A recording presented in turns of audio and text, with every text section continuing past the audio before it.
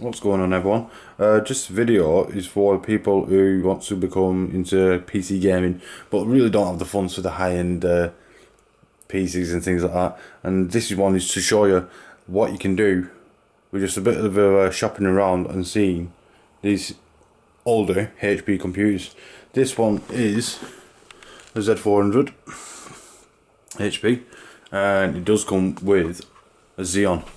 This one would be the quad core W3520, which you can get a 6 core 12 thread, but unfortunately they couldn't get that one, which is actually a better CPU anyway, obviously, because it's got 6 cores, but got 16 megabyte of RAM.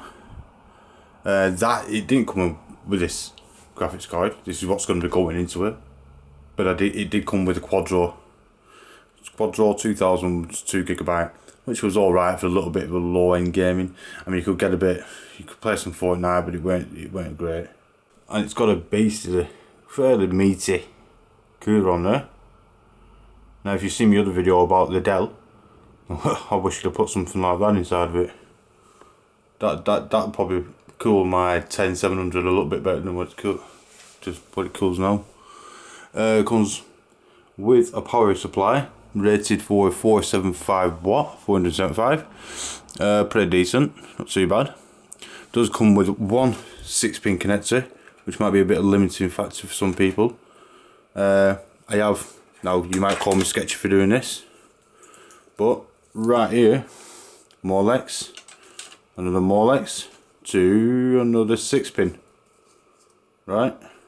Yeah, it ain't ideal, but we're gonna make it work. As you can see, it's absolutely disgusting inside this one. Even look at that power supply. I don't know if you can see it with light. The lighting's a bit crap around here, but got to make do with what we've got to do. It's got, if I remember rightly, a 250 gigabyte hard drive and a 500 gigabyte. No SSD in this. It would make a hell of a difference if you did put one in. I haven't got one to hand right now, but I will be putting one in. You can't really change this. This is, even though it looks a normal ATX power supply, it isn't. It's slightly weird shape, and not only that, that's a proprietary 24-pin port. You can't actually put a normal one in, but it won't work because of the wiring. Something with the wiring. You can buy an actual adapter, which I do have one in order, and you won't believe it was 3 months ago when I ordered it. It still hasn't arrived. So yeah, when I checked on the shipping, it said it was coming from Hong Kong. So which I don't, you know what I'm saying? Is it gonna come? Is it not? I don't know, but we'll just wait and see. But yeah, so I am gonna be changing that out because we're gonna go for a bigger power supply. Also, so what we've got going into it: an i9 380 4GB card. Quite a nice look. I actually really like these black and red colours. Lights up on the side. Now, if anyone knows about these cards, they have some huge power draws. We're talking 200 watt. It can draw. Now everyone's probably thinking, is that going to be able to handle it? It's on the edge. They're not a bad motherboard, to be fair, but if you're wondering, you can't take this out and put it into another machine. There is, well, you can, but you're going to be doing a lot of modifications. Of the videos I've seen of taking this out, I don't think it's worth it. Just might as well turn it into a bit of a sleepy gamer. Well, I don't know what this is for. You had something like that round here to hold the graphics card in. I just got rid of that. But yeah, what I'll do is it needs cleaning. I'll clean it out, do some benchmarks with it. My camera skills are terrible. You've been looking at the wall for the last couple of seconds. Yeah, I'll give it a clean out, bring you back some benchmarks.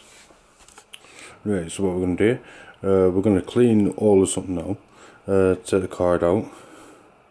We're going to take the CPU off it, repaste it. Take the power supply out because it is absolutely filthy. Get that stripped apart, and also got a bit of this, which is just compressed air. Blow it out. I wouldn't advise using your Hoover. Due to static. So but just pull this all out. Yeah, what I'll do is I'll bring you back when most of it out. So with the shroud now off, I'd advise you to keep a pair of nail clippers, or preferably clean ones, just to snip off those pesky cable ties. Now, most of the time they're good for being strong, but when you want them to break, it's not so good. And I wouldn't recommend using a Stanley knife on that, because you don't really want to chop anyways. Little disclaimer: if you don't know what you're doing, please don't do this, because that is high voltage inside there. Don't go poking around in there, you might get a shot. Look at the size of that capacitor. I mean, I've had this one discharged now for a couple of days, so there should be no packing, no charges, but just to be sure, don't be poking around in there. So what I'm going to do now is use this spray duster, just to blow it all out, just like see all that crap.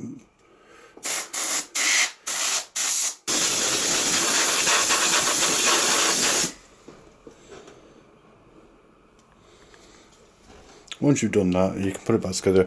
Anything like that frosty, just alcohol, it will go away. Just make sure you leave it enough time to dry off.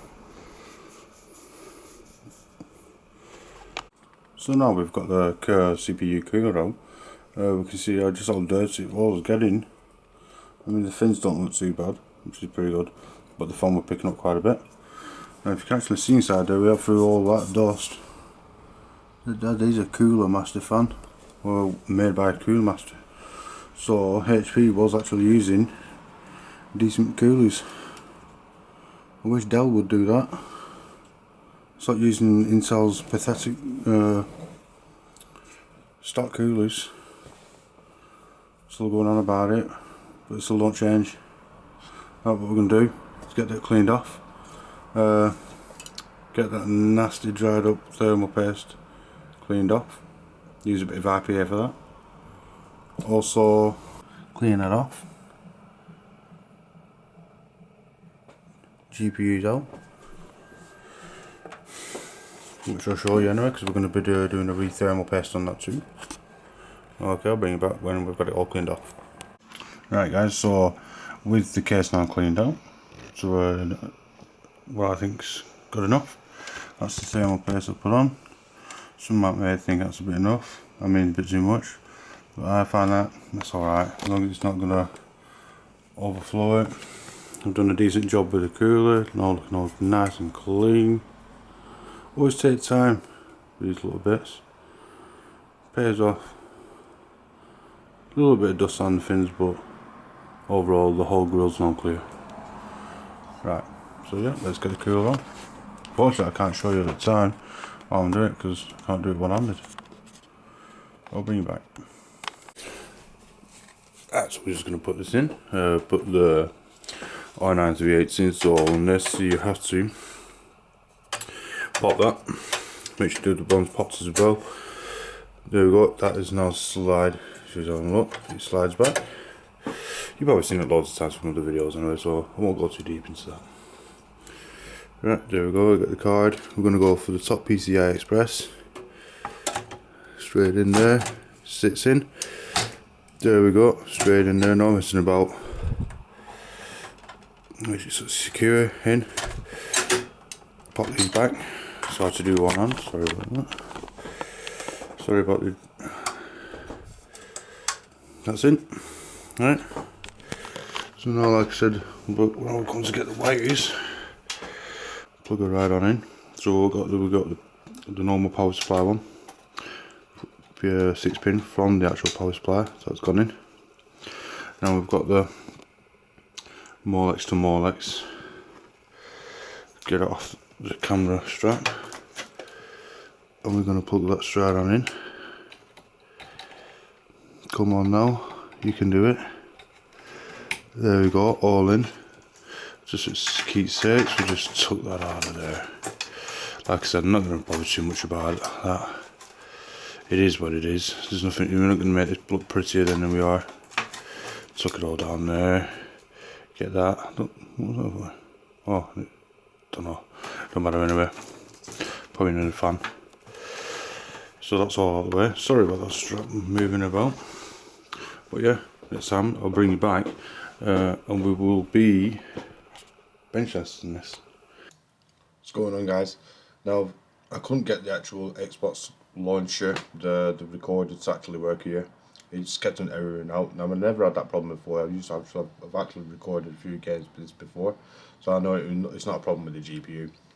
I'm not actually that clued up with any other recording, because I've literally not only started doing videos myself. But as you can see, so I do apologise for the actual screen recording. I will try find out different ways to make that better for you. But as you can see from the actual Red Dead 2, even with these medium settings, it isn't too bad. We're getting just below 40 FPS. It's playable. You don't really not keep seeing that many stutties like that, so it's alright. But as everyone knows, it's one of the most hardest play. It's hard on your GPU on your computer to play this game. Any other game plays way better FPS. Any esports, you're talking easily over 60 FPS. Fortnite, you're talking 90 FPS on normal. I mean, when you jump out the actual battle bus, it drops about 50, but it gets back up there. I play DayZ a lot, and you're looking at least at 70 to 100 FPS. It even goes past 100 FPS quite regularly to about 120, but not for long. It does come back down. Things like CS:GO, it plays that at 150 to 200 FPS, but it doesn't say much to play that game. Even things like Rocket League, you play that at 150 FPS all day long. So all those types of games you got no worries with. Even I've not tried Cyberpunk yet. I don't think he'd play it very well. Talking probably to 30, same as like Red Dead 2, 30 FPS, 40 FPS. You might even get close to 50. Not too sure. I'll have to try it sometime.